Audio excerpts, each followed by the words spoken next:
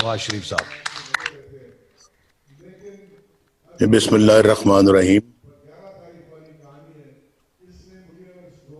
जी राय साहब, बहुत बहुत शुक्रिया।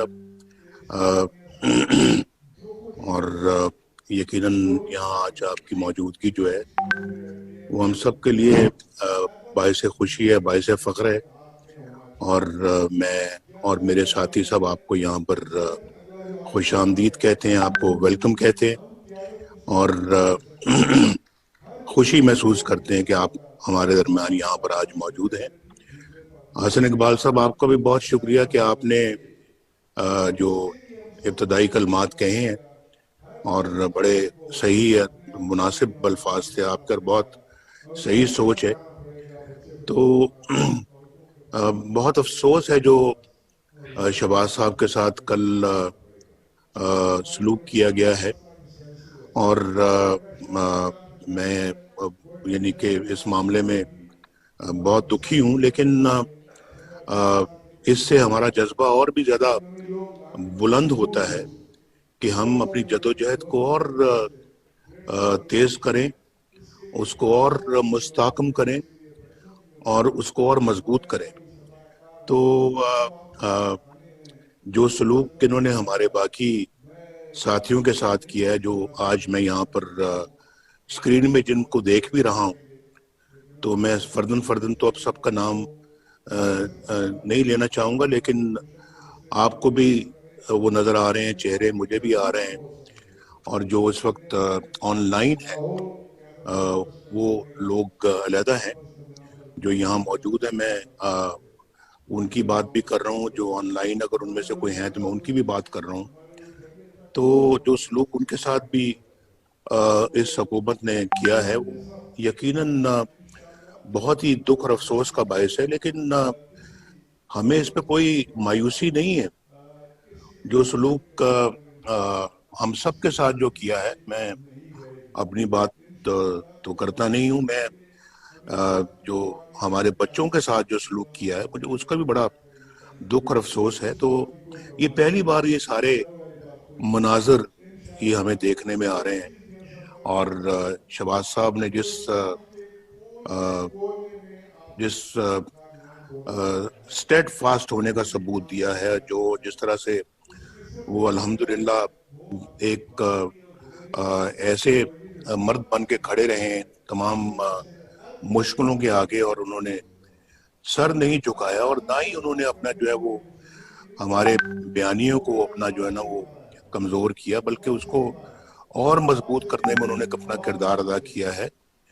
तो मैं यकीनन अपने भाई पे बहुत फ़ख्र करता हूँ और मुझे यकीन है कि इंशाल्लाह ये जुल्म की रात बहुत जल्द ख़त्म होगी और इंशाल्लाह अच्छा वक्त फिर वापस आएगा, हम सब के लिए आएगा इंशाल्लाह। बिल्कुल इसमें मुझे कोई शक नहीं है। मैं बल्कि चाहता था कि मैं बल्कि आगाज़ ही इस बात से करूं, क्योंकि हम अपना जो है वो एक हमारा एक ऐसा मिशन है जिसकी तरफ हम आगे बढ़ रहे हैं। तो उस मिशन की कामयाबी जो है ना वो पहले स्टेप पे हमें अपने साथ जो है ना वो क्लियर होना पड़ेगा और हमें अपने अंदर, अपने दिल के साथ, अपने ज़मीर के साथ ये गुफ्तगू करनी पड़ेगी कि वाक़तन हम हक और सच पर हैं। ये हमें अपने आप से पहले पूछना चाहिए। ना आप मुझ पे जो है ना वो ज़बरदस्ती अपना मुझे कंट्रोल करने पे आप कुदरत रखते हैं, ना मैं कादर हूं कि मैं आपके दिलों और दिमागों पे मैं कोई कंट्रोल करूं। तो इसलिए मेरा ख्याल है कि हमें अपने आप से पहले ये पूछना चाहिए कि क्या हम हक और सच पर हैं। जो कुछ पाकिस्तान में हो रहा है ये वो सब सही है, और इलेक्शनों में जो धांधली हुई है वो सही है, उसे हम अपना कबूल कर लें। आरटीएस बंद हुआ था तो तकदीर का फैसला समझ के उसे कबूल कर लें। धांधली की बाकायदा नशिस्तें हमारी आंखों के सामने हैं। जो धांधली हुई है क्या उसको हम कबूल कर लें और मान लें कि जनाब ठीक है, अगर ऐसा हुआ है तो चलें जी, फिर आगे बढ़ते हैं। इन चीज़ों का क्या हिसाब लेना है? आज आप किसी का हक छीन कर किसी और को दे देते हैं और किसी के हक से उसको महरूम करके किसी और की झोली भर देते हैं। तो क्या फिर हम इन सब चीज़ों को तस्लीम कर लें, कबूल कर लें, अपने ज़मीर को मार दें और कहेंगे जी ठीक है आगे बढ़ते हैं जनाब? ऐसा तो होता रहता है, 70 सालों में तो ऐसा होता रहा है, लेकिन क्या आइंदा भी फिर ऐसा होना चाहिए? मैं ये समझता हूँ कि इसका फैसला हमें बिल्कुल अब दो टोक तरीके से करना चाहिए। और मैं ये समझता हूँ कि आज जो अदालतों पर जो इस वक्त दबाव है और दबाव डालकर मर्जी के फैसले लिए जाते हैं, तो क्या ये सब सही है? और आप इसके विटनेस हैं आप सब। हमें पता लगता रहता है कि कहाँ किस अपना अदालत में किस अपना जज ने क्या फैसला करना है। अनफॉर्चुनेट, ये इससे बड़ी बदकिस्मती और क्या हो सकती है कि अदालतों को दबाव में लाया जाए और उनसे मनमाने फैसले लिए जाएं। उनको दीवार से लगा दिया गया है, ये सही है? पार्लियामेंट को एक कठपुतली और रबर स्टैम्प पार्लियामेंट बना दिया गया है। इसको मान लें। और आप में से लोग मुझे बताते हैं, मैं तो पार्लियामेंट का मेंबर और मुझे नहीं मालूम कि मैं क्यों नहीं हूं आज मेंबर नहीं हूं। आज तक ऐसा कोई मौका नहीं आया कि मैं पार्लियामेंट, अल्हम्दुलिल्लाह कि मैं पार्लियामेंट का मेंबर ना रहा हूं। अल्लाह के फजल करम से हमेशा अल्लाह ने कामयाबी दी है और कोई आसान है कि मैं अपना, अल्लाह ने मुझे हमेशा ये एजाज बख्शा है। आज पहली मर्तबा मैं पार्लियामेंट का मेंबर नहीं हूँ, या मैं उस वक्त मेंबर नहीं था जब हम मुशर्रफ के ज़माने में जो है वो एग्जाइल पे चले गए, तो उस वक्त भी नहीं था और आज भी नहीं हूँ, क्योंकि मैं डिस्क्वालीफाई हो गया और निकल गया वजारत उज़्मा से कि मैंने अपने बेटे से तनख्वाह नहीं ली। और ये है हमारी अदालतों का कि बेटे से तनख्वाह नहीं ली, चलें छुट्टी करें, जाएं वजारत उज़्मा से भी फारिग। उसके बाद फिर चलें वजारत उज़्मा से फारिग होने के बाद मुस्लिम लीग की सदारत से भी फारिग, सारी फाइल ये क्या आपका दिलो दिमाग इस बात को तस्लीम करता है कि इसको, इन सब चीजों को मान लिया जाए?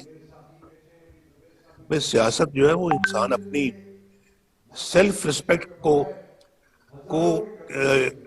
मलूज़े खातिर रख कर इंसान सियासत करता है, सेल्फ रिस्पेक्ट कॉम्प्रोमाइज करके नहीं। तो अगर जिसमें सेल्फ रिस्पेक्ट जो है वो चली जाए तो फिर कौन सी सियासत और कैसी सियासत? तो मैं तो समझता हूँ कि ये आज सब चीजों को सोचने का ये दिन है।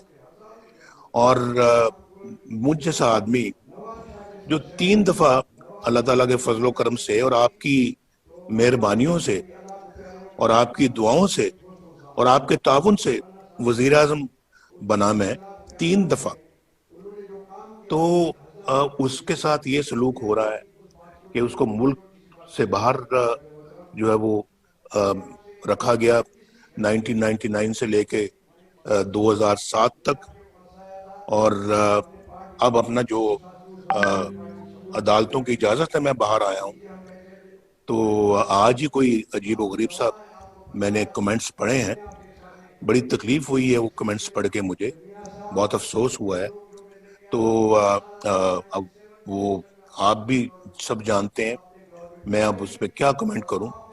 लेकिन मुझ जैसा बंदा जो है जिसने पाकिस्तान की अल्हम्दुलिल्लाह खिदमत की है दिलो जान के साथ, ये मेरे साथी आपके साथ बैठे हुए हैं, ये जिन्होंने मेरे साथ मिलकर पाकिस्तान की बिजली को बहाल किया, پاکستان کی روشنیوں کو بحال کیا، پاکستان کی انڈسٹری کو چلایا، پاکستان کی تجارت کو چلایا، گھروں میں بجلی لے کر آئے، اور پھر کسانوں کے لیے ٹیوب ویل چلائے، بجلی جو ناپید ہو چکی تھی اس کو دوبارہ لے کر آئے، دن رات کام کیا، ڈیم بنوائے، بجلی کے کارخانے لگوائے، اور پھر کہاں کہاں کارخانے نہیں لگے، اور اتنی سپیڈ میں. اور میں اپنے بھائی شہباز شریف کو بھی سلوٹ کرنا چاہتا ہوں کہ جس نے ماشاءاللہ دن رات ایک کر کے یہ بجلی کے کارخانے جو پنجاب میں لگے ہیں،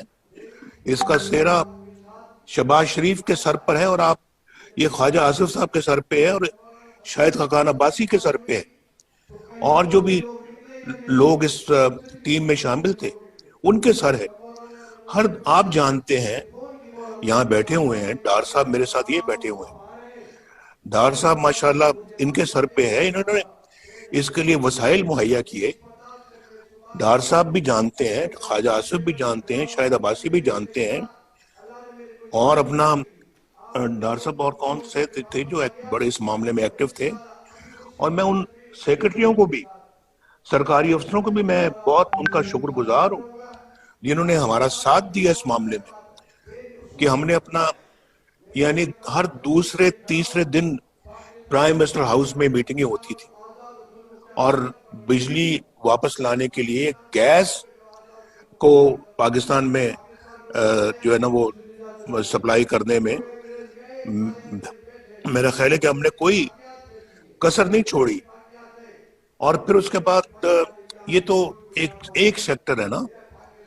آپ دیکھ لیں آج موٹر ویز پاکستان یعنی اسلام آباد سے پشاور سے لے کے کراچی تک صرف ایک بیچ میں حصہ رہ گیا ہے جو کہ اپنا ہے وہاں سے سکھر سے لے کے حیدرآباد تک، جو ابھی رہ گیا ہے وہ بھی شاید رہ گیا کہ ہمیں ٹرم ہی نہیں کسی نے پوری کرنے دی. ہمارا ٹینیور جو ہے وہ اپنا جو ہے نا وہ اس میں پورا نہیں ہو سکا، ورنہ اس کی بھی بنیاد رکھ کے ہم جاتے. تو آج جگہ جگہ پاکستان پہ آپ کو ہائی ویز، موٹر ویز نظر آتی ہیں، اور لوگ کتنے مستفید ہو رہے ہیں. تو اس میں ماشاءاللہ حسن اقبال صاحب کا بھی بہت بہت شکریہ جنہوں نے اس کی ساری پلاننگ کی، اور پھر ڈار صاحب کا شکریہ جنہوں نے اس کے لیے پیسے فراہم کیے، اور پھر دھرنوں کے باوجود ہم نے وہ سب کچھ اکمپلش کیا جو اس ملک کی ضرورت تھی. اور پھر 4 سال، میں تو 4 سال رہا، 4 سالوں میں ہم تقریباً بہت کچھ کر گئے تھے. اور پھر آپ ہماری جو ہے وہ گروتھ ریٹ آپ دیکھ لیں، گروتھ ریٹ ماشاءاللہ کتنا بڑھ گیا تھا، اور 5.8% پہ جو ہے وہ گروتھ ریٹ ہم چھوڑ کر گئے ہیں، جو کہ آج نیگیٹو چلا گیا ہے. تو میں یہ سمجھتا ہوں کہ یہ کیا ہے، تو میں یہ سمجھتا ہوں کہ آج اپنا جو ہے وہ اللہ کے فضل و کرم سے جو ہے وہ یہ سب جانتے ہیں کہ ہماری کیا خدمات ہیں اس ملک کے لیے. دہشت گردی کے خلاف ہم جنگ جیت کر گئے، اور پھر پاکستان کو جو ہے وہ گرے سے ہم وائٹ میں لے کے آئے، فیٹف میں، اور سب کچھ آپ کے سامنے ہے. گنوانے کی کیا ضرورت ہے مجھے، لیکن آج ہزارہ موٹر وے بھی دیکھ لیں، سیالکوٹ لاہور موٹر وے بھی دیکھ لیں، آپ اپنا لاہور ملتان موٹر وے بھی دیکھ لیں، ملتان سکر موٹر وے بھی دیکھ لیں، حیدرآباد کراچی موٹر وے بھی دیکھ لیں. بلوچستان میں ہمارا بنی ہے، بلوچستان کے اندر جو ہے اللہ کے فضل و کرم سے ہائی ویز ہم نے بنائی ہے. صرف یعنی پنجاب کے اندر نہیں، بلوچستان اور پھر گوادر کو کوئٹہ سے ہم نے ملایا ہے. یہ کوئی چھوٹا منصوبہ نہیں ہے. اور بہت ساری سڑکیں بنائی ہیں. اور ابھی دیکھیں یہ جو ڈیرہ اسماعیل خان سے، یعنی اسلام آباد سے ڈیرہ اسماعیل خان سے یہ کوئٹہ، یہ انڈر کنسٹرکشن ہے. اس کا کافی حصہ سنا بن بھی چکا ہے. اور پھر اپنا جو ہے وہ سندھ کے اندر سے یہ موٹر وے ساری گزر رہی ہیں. ہمارے تو بڑے بڑے منصوبے تھے جو زیر تکمیل تھے اور بہت سارے آج شاید مکمل ہو چکے ہوتے, باقی بھی جو رہ گئے ہیں. تو میں کہنا یہ چاہتا ہوں کہ ہمارے زمانے میں آدمی بھی سکھ کی زندگی گزار رہے تھے, پاکستانی سکھ کی زندگی گزار رہے تھے, لوگوں کو روزگار مل رہا تھا, لوگوں کو اپنا جو ہے وہ ان کو چیزیں جو ہے روزمرہ کی وہ دستیاب تھیں, یعنی کہ کوئی مہنگائی نہیں تھی, مہنگائی کا کوئی ایشو نہیں تھا پاکستان میں. تو آج تو ان کا جینا دوبر ہو گیا ہے. تو یہ جو جدوجہد آپ جو کرنے کا جو ارادہ رکھتے ہیں, وہ جو سب سے زیادہ اس کی جو ضرورت ہے وہ صرف اور صرف ان 21 کروڑ عوام کے لیے ہے, یہ عوام کے لیے ہے جو جن کے دکھوں میں اور مشکلات میں آج بے پناہ اضافہ ہو چکا ہے. مجھے کوئی کہہ رہا تھا کہ جناب آج تو پاکستان کے اندر, یہ مجھے بہت ایک سمجھدار بندے نے یہ بات کہی ہے کہ آج کے زمانے میں جتنی کوئی لوگ کمائی کر رہے ہیں اس کمائی سے وہ نہ اس اپنے اخراجات کو پورا نہیں کر سکتے, اخراجات کے ساتھ ساتھ نہ اپنے بچوں کو پڑھا سکتے ہیں, نہ وہ بجلی کا بل دے سکتے ہیں جو بم بن کے ان پہ گر رہا ہے, نہ وہ گیس کا بل دے سکتے ہیں, نہ وہ دوائیوں کا خرچہ اٹھا سکتے ہیں. آج دوائیوں کی قیمتیں آسمان سے باتیں کر رہی ہیں. صرف لائف سے سیونگ دوائی جو ہے وہ بھی عوام کی پہنچ اور عوام کی رسائی سے باہر ہے. آپ مجھے بتائیں کہ کس طرح سے جو ہے وہ اپنا لوگ اس وقت زندگی بسر کر رہے ہیں. مجھے کوئی آج بتا دے کوئی, وہ کہنے لگے کہ مجھے سمجھ نہیں آتی کہ آج اچھی خاصی جو تنخواہ ہوتی ہے جو 30,000 روپے تک بھی ہوتی ہے, اس میں جو یہ سارے اخراجات جو ہے نا وہ پورے کرنے کے بعد جو کھانا اس نے پکانا ہوتا ہے اس کے لیے روٹی آٹے کی قیمت آسمان سے باتیں کر رہی ہے. آج تو میں پڑھ رہا تھا کہ اب آٹا جو ہے نا آگے ناپید ہونے والا ہے, گندم ہی نہیں باہر سے امپورٹ کی گئی. بھائی ایک زمانہ تھا ہمارا, بھائی گندم امپورٹ چھوڑ کر ایکسپورٹ ہوا کرتی تھی, آج اپنا امپورٹ جو ہے نا وہ کی جا رہی ہے. اس کے لیے بھی آپ کو زر مبادلہ چاہیے, اور یہ اب امپورٹ کر کے تو وہ وقت پہ بھی نہیں اب آ سک رہی, تو شاید دسمبر میں قیمتیں اور زیادہ بڑھ جائیں گی اور گندم کی کمی اس ملک کے اندر آ جائے گی. چینی کی قیمتیں آپ دیکھ لیں, اور شہباز صاحب جو ہے نا وہ انہوں نے میں سمجھتا ہوں کہ ہم ان کی تعریف کرنی چاہیے جو انہوں نے انتہائی پریشر کے باوجود چینی کی قیمتیں نہیں بڑھنی تھی. ہم شاید 50 روپے کلو تھی جب ہم آئے تھے اور 50 روپے ہی ہم چھوڑ کے گئے, اور لیکن آج جب سے ہم چھوڑ کے گئے ہیں تو 50 سے آج 100 روپیہ کلو چینی ہو گئی. کوئی ہے پوچھنے والا, مجھے بتائیں, کوئی دیکھنے والا ان چیزوں کا ہے؟ اور پھر میں نے آپ کو یہ پہلے کہا, میں نے کہا کہ پہلے تو آپ اپنے آپ سے پوچھیں نا کہ کیا ہم حق اور سچ پر ہیں. اگر ہم حق اور سچ پر ہیں تو پھر میرا خیال ہے کہ ہمیں کوئی تامل نہیں ہونا چاہیے, کوئی ہیزیٹیشن یا تحفظ نہیں ہونا چاہیے کہ ہم ان چیزوں کے خلاف جو ہے وہ برسر پیکار ہوں. تو میں کیا پاکستان میں پوچھ رہا تھا کہ جو کچھ ہم ہو رہا ہے وہ صحیح ہے, اور الیکشنوں میں بات ہو رہی تھی کہ کیا الیکشن میں جو دھاندلی ہوئی ہے وہ صحیح تھی, اس کو مان لیں ہم. میرا تو ضمیر اس کو قبول نہیں کرتا, اور میں اسی پہ بات پہ میں نے کہا تھا کہ سیاست اور نو سیاست, کوئی انسان کا ضمیر بھی ہوتا ہے, کوئی انسان کی سیلف رسپیکٹ بھی ہوتی ہے. آج تو ہم انگریزوں کی غلامی سے نکل کر آپ اپنوں کی غلامی میں آ گئے ہیں. ہم کوئی فری سٹیزن تو نہیں ہیں آج. آپ پوچھیں اپنے آپ سے, آپ ہیں؟ پوچھیں ذرا, پوچھ کے دیکھیں آپ. جس پارلیمنٹ کے ممبر ہم بنے ہوئے ہیں وہ پارلیمنٹ کتنی خود مختار ہے. مجھے لوگوں سے پتہ لگتا رہتا ہے کہ وہاں اس پارلیمنٹ کو کوئی اور چلا رہا ہے, وہاں پھر جو ہے نا وہ دوسرے لوگ ہیں جو آ کے یہ ڈائریکشنز دیتے ہیں کہ جناب آج ایجنڈا یہ ہوگا اور آج اس بل پہ یہ ووٹنگ ہوگی اور فلاں کل یہ ہوگا، کمیٹی فلاں بل کو منظور کرے، فلاں بل کو دیکھے. تو یہ میں سب جو ہے نا یہ میں سمجھتا ہوں کہ یہ بہت جو ہے نا وہ ہے سوچنے والی باتیں یہ کہ ہم نے تو یہ ہماری تو اسمبلی بھی اب معاف کیجیے گا کمپرومائزڈ. تو اس میں انفارچونیٹلی جو ہے وہ ہماری عدالتوں کا آپ نے دیکھ لیا حال. جو محمد بشیر صاحب کی جو کورٹ تھی وہ کردل صاحب وہاں سے نکل رہے ہیں اور وہ اس شاباش اس جرنلسٹ کی جس نے اپنا ان سے پوچھ لیا کہ جناب آپ یہاں کیا کرنے آئے تھے اور آپ یہاں پر کس کو ملے ہیں اور ہمیں بھی اجازت دے دیں کہ ہم بھی جج صاحب کو مل سکیں. اور وہ کتاب سے وہ منہ چھپا رہا ہے اپنا. کیا ضرورت تھی چھپانے کی؟ اگر دل میں چور نہیں تھا، دل میں چور تھا تو منہ چھپایا نا. بات کرنے کی، جواب دینے کی ہمت نہیں تھی کیونکہ سوال صحیح پوچھے جا رہے تھے. تو اس طرح سے جو کیا یہ پھر صحیح ہے؟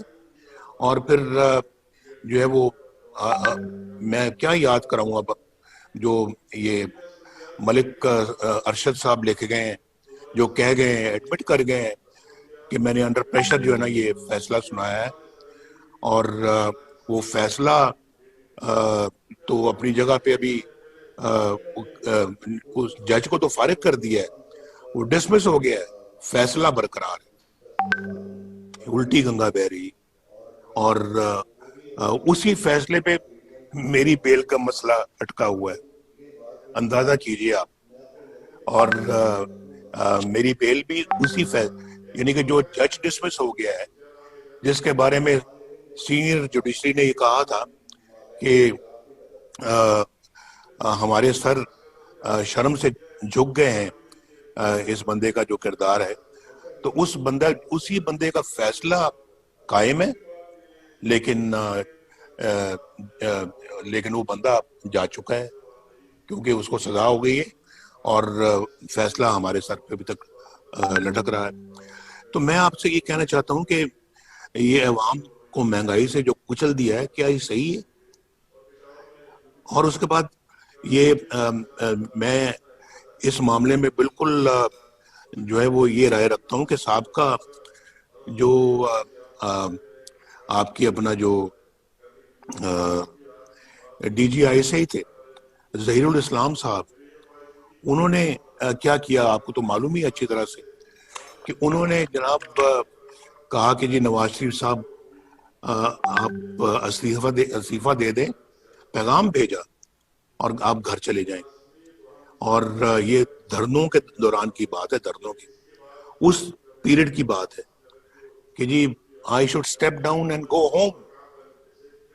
تو یہ مجھے بتائیں یہ صحیح ہے؟ مجھے آ کے یہ پیغام ملتا ہے in the middle of the night. تو اور ساتھ میں یہ بھی کہ جی اگر آپ نہیں کریں گے تو پھر نتائج بھگتنے پڑیں گے، ماشاءاللہ بھی لگ جائے گا. تو میں نے کہا کہ اچھا بھی جو ہونا ہے وہ ہو جائے، آپ نے جو کرنا ہے وہ کر لیں، لیکن میں اس طرح سے سٹیپ ڈاؤن کرنے والا نہیں ہوں، میں استعفیٰ نہیں دوں گا. تو مجھے آپ بتائیے، ذرا سوچے کہ پھر یہ سب صحیح؟ اور پھر اس معاملے میں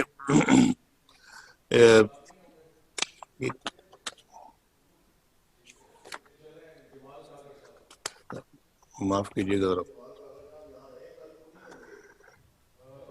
دوسرا یہ دیکھیں کہ یہاں پہ بیان دیا جاتا ہے کہ جرنیل فوج کا سیاست میں کوئی کردار نہیں ہے اور فوج جو ہے وہ سیاست میں کوئی حصہ نہیں لیتی، تو کوئی مداخلت نہیں کرتی. تو پھر مولانا غفور حیدری صاحب نے جو کہا کہ مجھے جنرل باجوہ نے بلایا، چیف آف آرمی سٹاف نے مجھے بلایا اور مجھے کہا کہ جی آپ یہ دھرنا بند کریں، ہم جو نواز شریف کے خلاف کر رہے ہیں آپ اس پہ مداخلت نہ کریں۔ پھر یہ تو کون سی سیاست رہے گی جس میں آپ مداخلت نہیں کر رہے؟ اور آپ کیوں نواز شریف کے خلاف کوئی ایکشن لے رہے ہیں یا کوئی کارروائی کر رہے ہیں؟ ذرا مجھے پتہ لگنا چاہیے اس بات کا۔ تو کیوں کر رہے ہیں؟ آپ کا تو یہ کام ہی نہیں ہے، آپ کا تو یہ پیشہ ہی نہیں ہے۔ تو آپ یعنی کہ کیوں آپ نے پھر یہ بات ان سے کہی؟ اور اگر آپ نے نہیں کہی تو پھر آپ نے کیا اس کی کوئی کانٹرڈکشن دی ہے؟ آپ نے بتایا کہ آپ نے نہیں کہی، تو یہ پتہ لگنا چاہیے نا کہ دوسری طرف آپ کہتے ہیں جی کہ ہم سیاست میں مداخلت نہیں کرتے، اور پھر آپ دوسری سیاست میں کیا ابھی میں ججز کی بات کر رہا تھا، یہ جسٹس صدیقی صاحب نے، شوکت صدیقی صاحب نے، انہوں نے جناب جو بھری محفل میں کہا ہے اور بار کے فنکشن میں کہا ہے کہ، اور حلف لے کے کہا ہے کہ میرے پاس D G I S I آئے تھے اور D G I S I نے مجھے آ کے کہا کہ نواز شریف اور ان کی بیٹی مریم نواز شریف کو آپ رہا نہیں کریں گے، کیونکہ اگر آپ نے ایسا کر دیا تو ہماری تو پھر 2 سال کی محنت ضائع ہو جائے گی۔ یہ لکھا ہوا ہے انہوں نے اپنی پٹیشن میں جو سپریم کورٹ میں انہوں نے بھیجی ہے، میں نے اپنی آنکھوں سے پڑھی، اور یہ میں نے اپنی آنکھوں سے کوٹ لکھپت جیل کے اندر اس کو اچھی طرح سے پڑھا تھا، ریکارڈ کر لیا تھا، لیکن بات آج تک نہیں ہوئی۔ بات کرنے کا موقع اب مل رہا ہے، تو ہم نے بھی بڑا صبر کیا ہے، ہم نے بہت جو ہے نا وہ یہ وقت صبر شکر کے ساتھ گزارا ہے، لیکن پھر بات کرنے کا ایک وقت آتا ہے بھائی، اور پھر جو ہے نا وہ ایک وقت آتا ہے جب ایک ٹرننگ پوائنٹ آتا ہے، پھر تو وہ ٹرننگ پوائنٹ اب آیا ہے، تو اب میں سمجھتا ہوں کہ یہ ناقابل قبول چیزیں ہیں۔ آپ مجھے بتائیں کون سی 2 سال کی محنت ہے جو آپ نے کی تھی نواز شریف کے خلاف، جو آپ نے کہا کہ ہماری 2 سال کی محنت ضائع ہو جائے گی اگر نواز شریف کو اور مریم کو چھوڑ دیا۔ الیکشن سے پہلے مجھے بھی اندر کر دیا، مریم کو بھی اندر کر دیا، الیکشن میں دھاندلی کر دی۔ یہ سب کچھ کون کر رہا تھا؟ ابھی تو شاید خزان عباسی صاحب کی گورنمنٹ ختم ہوئی تھی، کیئر ٹیکر گورنمنٹ تھی، کیئر ٹیکر گورنمنٹ کر رہی تھی یا کیئر ٹیکر گورنمنٹ کے پیچھے کوئی اور کر رہا تھا؟ میں پہلے بھی کہہ چکا ہوں کہ میں نے کہا یہ ان سب چیزوں کا ایک دن حساب دینا پڑے گا، اور وہ دن آئے گا، وہ زیادہ دور بھی نہیں ہے، دینا پڑے گا حساب۔ اور ہم اپنا جو ہے وہ ایک غلام بن کے جو ہے نا اپنے ملک میں اب نہیں رہ سکتے، اور میں غلام بن کے رہنے کا میں قائل نہیں ہوں۔ انشاءاللہ رہوں گا ایک پاکستانی بن کے، قابل فخر پاکستانی بن کے، انشاءاللہ میں اس طرح سے زندگی گزاروں گا۔ غلامی مجھے قبول نہیں ہے، اور آپ دیکھیں گے انشاءاللہ۔ تو اگر یہ سب کچھ صحیح ہے، ہمیں جو ہے نا وہ آرام سے چپ کر کے اپنے گھروں میں بیٹھنا چاہیے۔ ہمیں پھر پاکستان کے عوام کی خدمت تو دور کی بات ہے، اس کا نام لینا بھی چھوڑ دینا چاہیے۔ لیکن اگر یہ سب چیزیں صحیح نہیں ہیں، اور ہمارا نہ ذہن، نہ دل، نہ ضمیر اس کو قبول کرتا ہے، تو پھر تو اس کے خلاف اٹھنا ہوگا، اور میں تو اس کے خلاف اٹھنے کا فیصلہ کر چکا ہوں، اور میں نے بالکل دو ٹوک فیصلہ کیا ہے کہ اب یہ جو ذلت کی زندگی کم از کم ہم نہیں جی سکتے، اور انشاءاللہ عزت کی زندگی جئیں گے انشاءاللہ۔ اللہ تعالیٰ ہمیں عزت کی زندگی انشاءاللہ جینے کی توفیق دے گا، اور وہ ان ایٹراسٹیز کے خلاف، ان بروٹیلٹیز کے خلاف، اس ظلم و تشدد اور ٹرینی کے خلاف ہم اپنا جو ہے اٹھ کھڑے ہوں. اور یہ میرا خیال ہے کہ اگر ہم اٹھ کھڑے ہوں گے اس ملک کی تقدیر بدل جائے گی، اس قوم کی تقدیر بدل جائے گی. یہ قوم آج مشکلات کا شکار اسی لیے ہے، اس ظلم و ٹرینی کا شکار اسی لیے ہے، مہنگائی کا شکار اسی لیے ہے، بے روزگاری کا شکار اسی لیے ہے کہ ہم اپنا جو ہے وہ اپنے ان فیصلوں کے خلاف کھڑے نہیں ہوتے، اور پھر کوئی اور اس طرح کے فیصلے کرتا اور ہم ظلم، تشدد اور جو ہے نا وہ ان زیادتیوں کے اور ظلم کے سامنے جو ہے وہ کھڑے نہیں ہوتے. تو اگر آج اس قوم نے کھڑے ہونے کا فیصلہ کر لیا تو آپ یہ کہیں نوٹ کر لیں میری بات کہ انشاءاللہ تعالی تبدیلی سالوں میں نہیں، چند مہینوں میں اور چند ہفتوں میں انشاءاللہ اس ملک کے اندر آئے گی، اور ضرور آئے گی. یہ اپنا جو ہے وہ اس بندے کو لے آئے ہیں سلیکٹڈ وزیر اعظم کو، تو سلیکٹڈ وزیر اعظم جو ہے وہ حق تو آپ کا تھا، لے اس کو آئے ہیں، نااہل آدمی ہے، آتا جاتا کچھ نہیں ہے، پاگل ہے، اور اس کو پتہ ہی نہیں ہے حکومت سازی، حکومت کرنا کس کو کہتے ہیں، حکومت چلانا کس کو کہتے ہیں. اور اس بندے کو تو کوئی اس شعور ہی نہیں ہے، تو خالی ہے اس کا ذہن. تو اس بندے کو لے آئے ہیں، اور اب پچھتا تو رہے ہوں گے کہ لائے بھی تو ہم کس بندے کو لے کے آئے ہیں، لیکن اب آپ لائیں، آپ ہی کو جواب دینا ہوگا. اس بندے کو آپ نے جو ہے نا مسلط کر دیا اس قوم کے سر پر، تو قصوروار تو سب سے بڑے آپ ہیں. تو یہ بندہ تو قصوروار ہے ہی ہے، لیکن اس سے بڑے قصوروار آپ ہیں، اور آپ کو یہ جواب دینا ہوگا، اور ہم جواب لیں گے، ہم ضرور لیں گے جواب.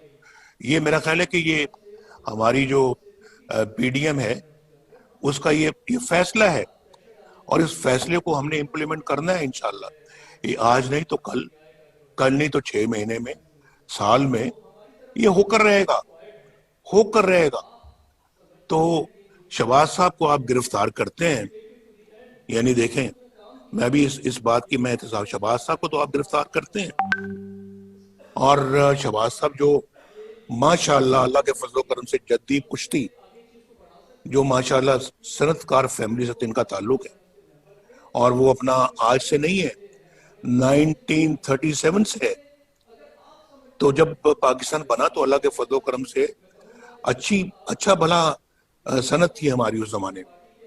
اور پاکستان کے بننے کے چند سالوں بعد 1972 کے شروع میں جب ذوالفقار علی بھٹو کی حکومت آئی ہے تو پاکستان میں سٹیل کا سب سے بڑا ادارہ تھا، اس کو نیشنلائز کیا. شہباز صاحب جو کہ ایک انڈسٹریل بیک گراؤنڈ سے ہیں، اور ماشاءاللہ اس زمانے میں اللہ کے فضل و کرم سے ہمارا جو کاروبار تھا 1972 میں اربوں روپے کا کاروبار تھا، اربوں کا. آپ ریکارڈ کی بات ہے، میں غلط نہیں کہہ رہا، ہزاروں لوگ تھے جو کام کرتے تھے ہمارے فیکٹری میں. تو اس کو تو آپ نے پکڑ لیا کہ آپ کے ذرائع جو ہیں وہ میچ نہیں کرتے، آپ کے جو ہیں وہ اس سے آپ کے اخراجات سورسز سے میچ نہیں کرتے. تو بھائی مجھے تو سمجھ نہیں آتی کہ کیوں نہیں میچ کرتے. تو آپ نے عاصم سلیم باجوہ، جنرل عاصم سلیم باجوہ، اس کو تو آپ نے پکڑا ہی نہیں. پکڑا آپ نے شہباز شریف کو لیا ہے. پکڑنا تو اس کو چاہیے تھا آپ کو، جس نے پچھلے 15-20 سالوں میں پتہ نہیں کہاں سے ریسورسز، کروڑوں روپے، اربوں روپے کے اثاثے بنا لیے ہیں آپ، اور وہ بھی ملک سے باہر بنائے ہیں آپ نے اثاثے. پکڑے گئے ہیں، اور اس پہ تو یہ وزیر اعظم جو سو کالڈ وزیر اعظم ہے، اس کا استعفیٰ بھی ایکسیپٹ کرنے کے لیے تیار نہیں ہے، اور اس کو کلین چٹ دے دیے، سرٹیفکیٹ دے دیا ہے، جیسے کہ انہوں نے عمران خان صاحب نے جو ہے وہ جو ثاقب نثار صاحب سے کلین چٹ حاصل کی تھی، اس کو بھی کلین چٹ دے دی. میں بنی گالا کی بات کروں، اور اس کو انہوں نے عاصم سلیم باجوہ کو کلین چٹ دی ہے کہ آپ جی بہت محترم ہیں، آپ تو بالکل صحیح ہیں، دیانتدار ہیں، بہت اچھے ہیں، لیں بیٹھیں، آپ نہیں باہر جا سکتے، آپ نہیں چھوڑ سکتے. اور شہباز صاحب کو پکڑ کے اندر کر دیا ہے. تو بھائی ان چیزوں کو ہم دیکھ رہے ہیں، روز روز دیکھ رہے ہیں، اور پھر ہم اپنا جو ہے اس کے باوجود جو ہے وہ جدوجہد نہیں کریں گے اس ساری ناانصافی کو، بے انصافیوں کو بدلنے میں، اس سارے زیادتی اور ظلم کو ختم کرنے میں، اس سارے جو ہے وہ ایسے نظام کو جو کہ اپنا ریموٹ کنٹرول کے ذریعے سے چلایا جا رہا ہو، اور جو کسی کی حق تلفی کر کے کسی اور کو بٹھایا گیا ہو. تو میں یہ سمجھتا ہوں کہ اس کے خلاف تو کھڑا ہونا، تو ہمیں تو ہمارا قرآن بھی یہی ہدایت کرتا ہے. اور پھر کہتا ہے کہ ایک دفعہ جب آپ باطل کے خلاف کھڑے ہو تو پھر پیچھا نہیں دکھانا، پھر پیچھا نہیں دکھانا.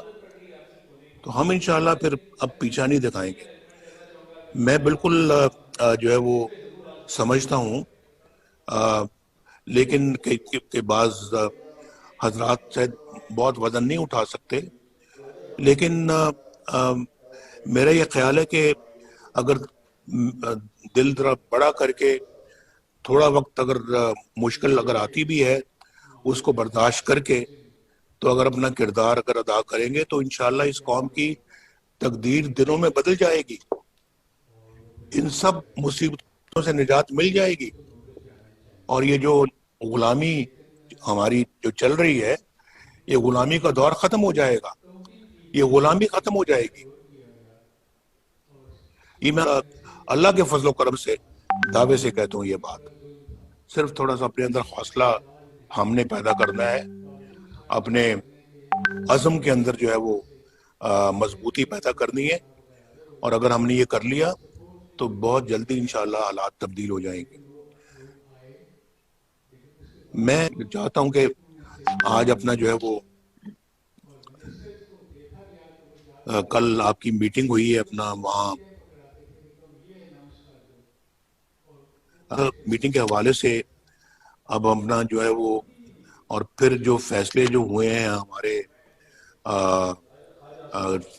اے پی سی کے اندر، ان فیصلوں کو جو ہے وہ اب ہمیں عملی جامہ پہنانا چاہیے، اور ان فیصلوں کو امپلیمنٹ کرنا چاہیے ان لیٹر اینڈ اسپرٹ. اور ہمیں ہمارا اتحاد جو ہے اس میں اگر کچھ اگر ابھی اپنا کچھ اگر ایسی کوئی ہے اپنا جو کہ جن کو تھوڑا سا حوصلہ دینے کی ضرورت ہے، وہ ضرور دینا چاہیے. لیکن میرا مطلب کہ جو اس وقت پورے حوصلے اور اسپرٹ میں ہیں، ان کو انشاءاللہ آگے بڑھنا چاہیے. اور میں سمجھتا ہوں کہ اس کے لیے ہماری اپنی پارٹی کو بھی اپنا کردار خود بھی ادا کرنا چاہیے. ایک تو پی ڈی ایم کے پلیٹ فارم سے بھرپور کردار، ایک اپنے پلیٹ فارم سے بھرپور کردار. اور ماشاءاللہ ہم بھی اللہ تعالیٰ کے فضل و کرم سے اس قابل ہے کہ اپنا خود بھی کردار ادا کر سکتے ہیں، جو کہ انشاءاللہ جولی پی ڈی ایم کی جولی میں جائے گا.